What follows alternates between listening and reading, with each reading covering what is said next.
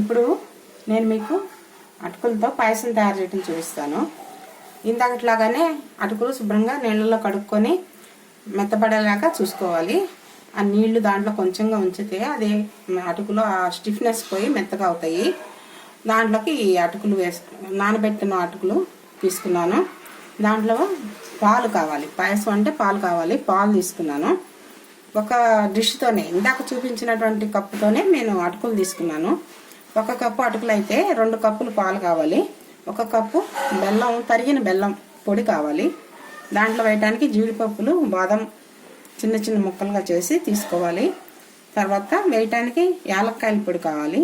ఈ జీడిపప్పులు వేయించుకోవడానికి నెయ్యి తీసుకోవాలి. ఒక 2-3 టీ స్పూన్స్ నెయ్యి కావాలి. ఇందాక పులిహారలో నూనె ఎట్లా వేసుకున్నామో ఇప్పుడు దీంట్లో నెయ్యి వేసుకోవాలి. నేను ప్రిపేర్ చేయటం మొదలెట్టి స్టార్ట్ చేస్తాను 1 నిమిషంలో. ఇప్పుడు పాలు బాగా వేడిగా వెచ్చపెట్టుకోవాలి. ఆ వేడిగా వెచ్చపెట్టిన పాలల్లో పాలు దించిన తర్వాత మీరు బెల్లం వేయండి. ముందుగానే వేస్తే కొన్నిసార్లు బెల్లం ఎఫెక్ట్ వల్ల పాలు విరిగిపోయే అవకాశం ఉంది. ఆ పాలల్లో ఈ బెల్లం కరిగిపోతే అప్పుడు మనం పాయసం తయారు చేసుకుందాం.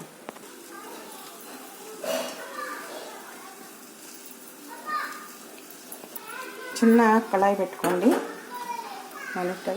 చిన్న కళాయి పెట్టుకోండి. అందులో కొద్దిగా నెయ్యి వేసుకోవాలి. 3 టేబుల్ స్పూన్స్ నెయ్యి అయితే సరిపోతుంది.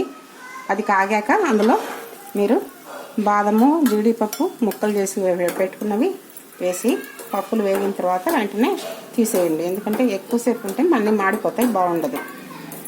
ఈ వేగిన జీడిపప్పులు కూడాను మనం అటుకులతో పాటు బెల్లంతో పాటు పాలల్లో అన్నీ కలిపి వేసేసేయాలి. అది కొంచెం నిమిషం పాటు నానితే అన్నీ కలిసిపోయినట్లయితే పాయసం రెడీ అవుతుంది.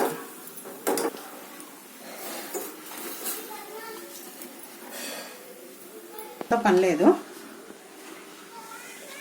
ఇదిగో తడిపి పెట్టినటువంటి అటుకులు, బెల్లం, పాలు, యాలక్కాయల పొడి వేసినటువంటి ఈ పాలని మీరు ఈ అటుకుల్లో పోసేసుకోండి.